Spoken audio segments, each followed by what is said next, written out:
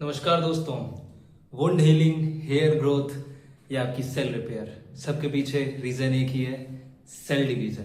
तो आज हम पढ़ने वाले हैं सेल डिवीजन और सेल साइकिल, जो कि नीट का बहुत ही इंपॉर्टेंट टॉपिक है। 1 से 3 क्वेश्चन आते ही आते हैं, 4 से 12 नंबर आपके पक्के हो जाने हैं। 10 से 15 मिनट, मैक्सिमम 15 मिनट में ये चैप्टर मैं कंप्लीट करवा दूंगा। नोट्स आप as it is flow chart में ही बनाओगे, जितना फ्लो चार्ट में बनाओगे उतना ही इजी रहेगा। आप स्क्रीनशॉट लेते रहिएगा।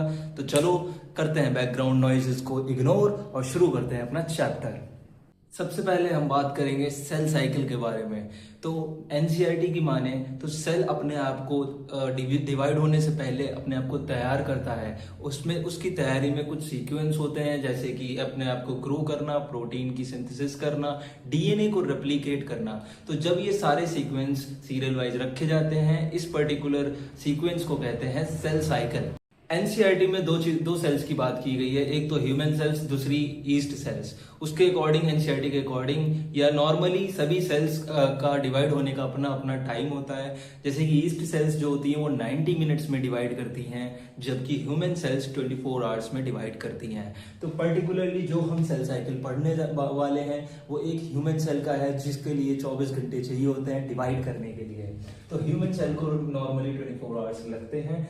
अब जो सेल डिवीजन है या सेल साइकिल है, सेल साइकिल 2 पार्ट्स में बांटा गया है, एक तो इंटरफेज, दूसरा एम फेज या फिर mitosis phase. Interphase is of 23 hours और माइटोसिस सिर्फ 1 घंटे का। मतलब तैयारी करने के लिए, क्योंकि आप तैयारी कर रहे हो, आप नीट की तैयारी कर रहे हो, तैयारी करने के लिए आपको पूरा साल लगता है, पर एग्जाम सिर्फ 3 घंटे में हो जाता है। उसी तरीके से तैयारी करने के लिए इंटरफेस की जरूरत होती है 23 आवर्स की, पर जब सेल अलग होती है, जो दिखता है कि अलग हो गई है, वो सिर्फ 1 घंटे में हो जाता है, दैट इज माइटोसिस।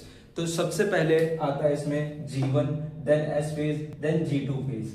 G का मतलब है गैप। अब पहले के टाइम में साइंटिस्ट को लगता था कि ये जो 2 फेज हैं, यहाँ पर सेल में कुछ भी नहीं हो रहा है, कोई भी मेजर एक्टिविटी नहीं हो रही है, तो उन्हें लगता था कि यहाँ पर ये गैप फेज में है, मतलब ये गैप है सेल साइकिल में, सेल डिवीजन में। तो उन्होंने जी इसीलिए नाम रखा कि जी का मतलब गैप 1, गैप 2, बाकी बीच में ही सिंथेसिस हो रही है डीएनए की। पर ऐसा नहीं था। जब हमने आगे स्टडीज की तब हमें पता चला कि इन दोनों स्टेजेस में भी कुछ ना कुछ एक्टिविटीज होती रहती हैं। तो सबसे पहले हम पढ़ेंगे G1। G1 is the longest phase, 10 घंटे का फेज होता है। इसमें डीएनए आप 2C लेके चल सकते हो। तो between mitosis and initiation of DNA replication. अब एक सेल, जैसे ये एक सेल थी, ये सेल डिवाइड होके 2 सेल बन गई। अब इस डॉटर सेल की अगर मैं बात करूं तो माइटोसिस हो चुका है, और इस एस फेज से पहले का, माइटोसिस के जस्ट बाद का जो फेज होता है उसे कहते हैं गैप 1 फेज। तो between mitosis and initiation of DNA replication, cell यहाँ पर क्या होती है, मेटाबॉलिकली एक्टिव होती है, रेस्पायर कर रही होती है, उसके अंदर कुछ ना कुछ एंजाइमेटिक एक्टिविटीज चल रही होती हैं। उसके बाद क्या है, सेल ग्रो करती है। डीएनए रेप्लिकेशन यहाँ पर नहीं होता है, याद रखना है, G1 फेज में डीएनए रेप्लिकेशन नहीं होता है। उसके बाद क्रोमोसोम नंबर की बात करें तो क्रोमोसोम नंबर यहाँ पर 46 होते हैं, जो कि नॉर्मल ह्यूमन सेल्स के क्रोमोसोम नंबर होते हैं। 23 पेयर्स, 46 इन नंबर्स। अब नेक्स्ट हम बात करते हैं एस फेज की। S phase is also known as synthesis phase. S का मतलब है सिंथेसिस। अब ये फेज 9 आवर्स का होता है, और यहाँ पर क्या होता है, यहीं पर आपका डीएनए रेप्लिकेट करता है। डीएनए रेप्लिकेट किया, डबल इन नंबर हो गया, दैट इज उसका कंटेंट कितना हो गया, 4C। 2C से 4C में कन्वर्ट हो गया। सिंथेसिस फेज होता है, डीएनए रेप्लिकेट करता है, यही इसी कारण इसको एस फेज भी कहते हैं। क्रोमोसोम नंबर यहाँ पर सेम रहता है। होता क्या है कि डीएनए रेप्लिकेट करता है, बट वो सिस्टर क्रोमेटिड्स पे ही रहता है, तो क्रोमोसोम नंबर सेम रहता है, बट डीएनए डुप्लीकेट कर जाता है। उसके बिल्कुल लास्ट में जब एस फेज बिल्कुल खत्म होने वाला होता है, वहां पर, क्योंकि हम एनिमल सेल्स है, हमारे पास सेंट्रियोल है, तो वहां पर सेंट्रियोल डिवाइड कर जाता है। तो वही चीज लिखी हुई है, लेटर सेंट्रियोल डबल्स। क्या कर जाता है, डबल कर जाता है, क्योंकि उसको आगे चल के क्या बनाना है, स्पिंडल फाइबर्स बनाने हैं। अब हम बात कर लेते हैं G2 फेज की। G2 phase basically gap 2 phase, जो कि सिर्फ 4 घंटे का ही होता है। यहाँ पर सेल ग्रो कॉन्टिन्यूस रहती है, जो सेल है वो लगातार बढ़ती रहती है। प्रोटीन फॉर्मेशन होता है, स्टोन्स बनती हैं, formation of spindle fibres and stones. यहाँ पर स्पिंडल फाइबर्स बनना शुरू हो जाते हैं, कहां पर, G2 फेज में। अब लास्ट में हम बात कर लेते हैं, एक और फेज होता है, वो है G0 या फिर G0 भी फेज इसको कहते हैं। इस स्टेज को कहते हैं क्विसेंट स्टेज। क्वेसेंट का मतलब होता है क्वाइट या फिर रेस्ट की स्टेज। होता क्या है कि ये वाली सेल्स आप मान के चलते हो कि रिटायर्ड सेल है, मतलब इन्होंने डिवाइड कर लिया है। अब ये बोल रही है कि कुछ भी हो जाए मैं नहीं डिवाइड करने वाली, मुझे जरूरत क्या है डिवाइड करने की, बस ये पढ़ी है अपनी रिटायर्ड लाइफ ले रही है, एकदम एंजॉय कर रही है। तो इस फेज में क्या होता है, और ये कब आती है, जीवन फेज के बाद। जीवन फेज के बाद G0 फेज आती है। कभी बार पूछा जाता है कि G0 स्टेज कब आती है, तो जीवन फेज के बाद आती है। इनएक्टिव स्टेज होती है। इनएक्टिव का मतलब ये नहीं कि ये मेटाबॉलिकली एक्टिव ना हो, जिंदा ना हो, तो ये अलाइव होती हैं और जिंदा भी होती हैं। एग्जाम्पल यहाँ पर फिब्रोब्लास्टिक सेल्स दे रखा है। अब फिब्रोब्लास्टिक सेल्स का एग्जाम्पल इसलिए दे रखा है क्योंकि जो फिब्रोब्लास्टिक सेल्स हैं ये नॉर्मली बॉडी में पड़ी रहती हैं।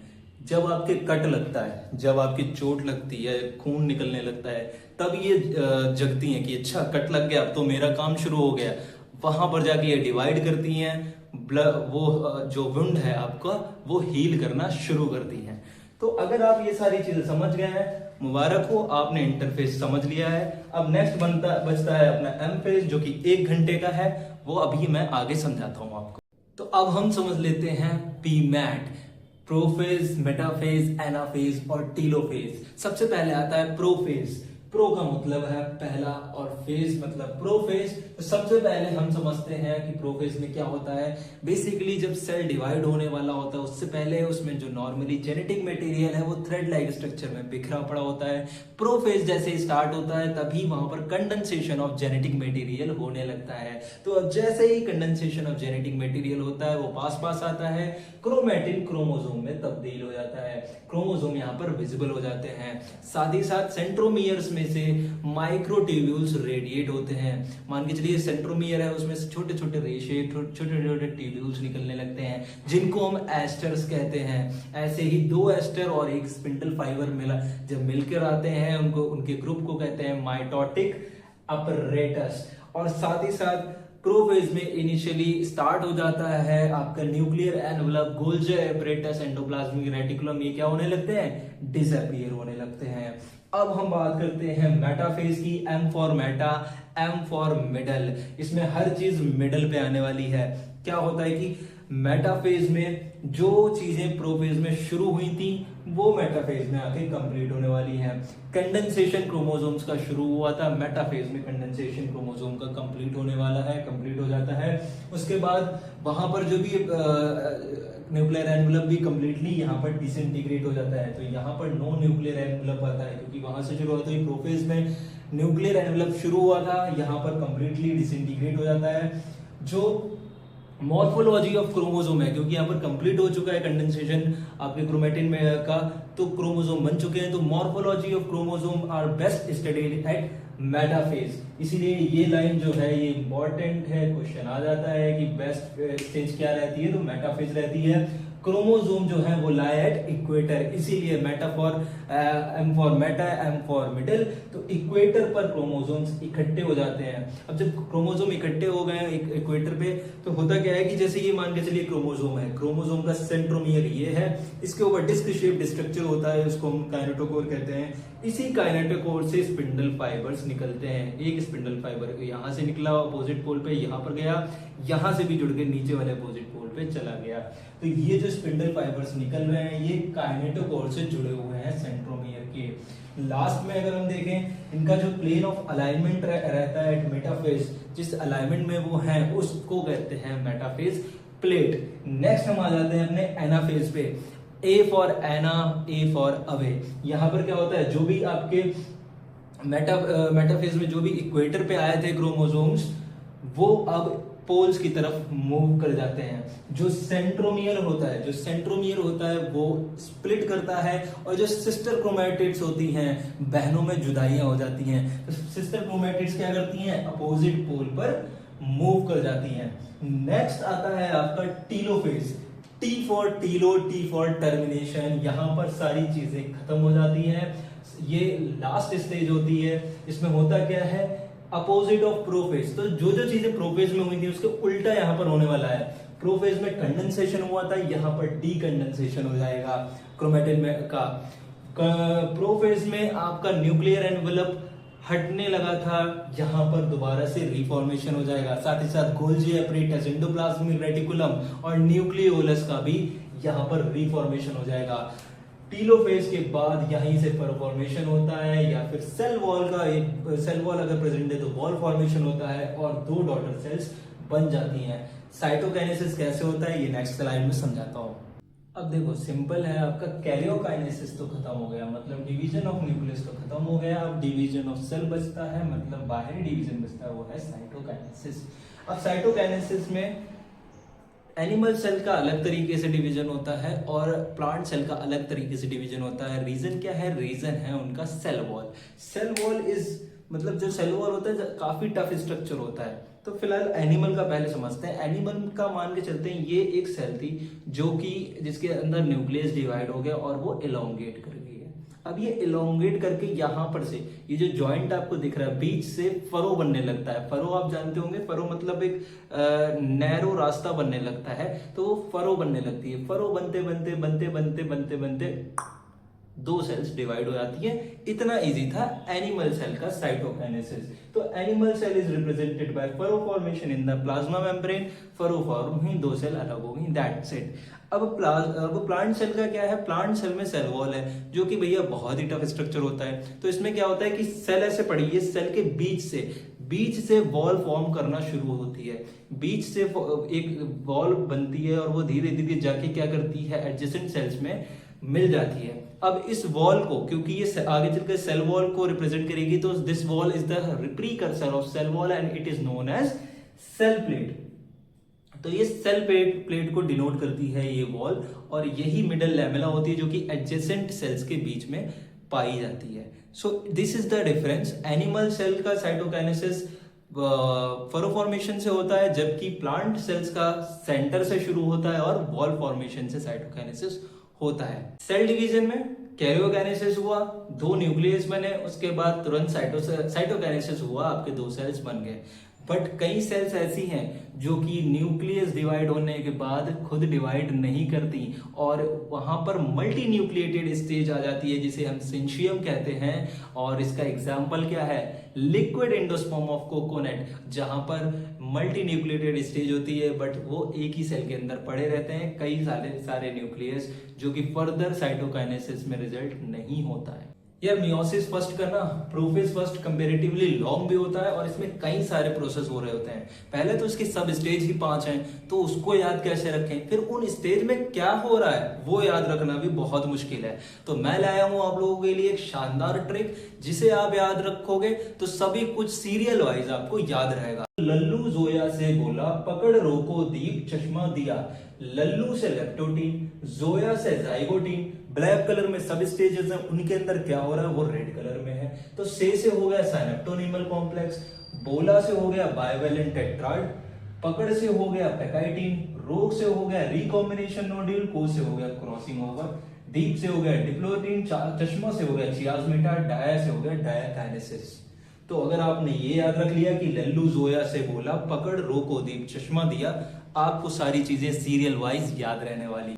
मियोसिस फर्स्ट का प्रोफेज फर्स्ट टिपिकली लॉन्गर होता है। क्यों होता है? क्योंकि इसमें 5 सब स्टेजेस आ जाती हैं, इस कारण इसको थोड़ा सा ज्यादा टाइम लगता है कंप्लीट होने में। चलो उनकी सारी 5 सब स्टेजेस पढ़ लेते हैं, जैसे कि लेप्टोटीन, जाइगोटीन, पेकाइटिन, डिप्लोटीन एंड डायाकाइनेसिस। तो सबसे पहले हम बात कर लेंगे लेप्टोटीन की। लेप्टोटीन में जो जेनेटिक मटेरियल होता है वो थ्रेड लाइक फॉर्म में ऐसे ही बिखरा पड़ा होता है, जो कि स्टार्ट करता है कंडेंसेशन में। कंडेंसेशन में वो पास आने लगते हैं, कंडेंस होने लगते हैं एंड फाइनली वो विजिबल क्रोमोसोम की फॉर्म ले लेते हैं, जो जेनेटिक मटेरियल लेप्टोटीन में पड़ा होता है।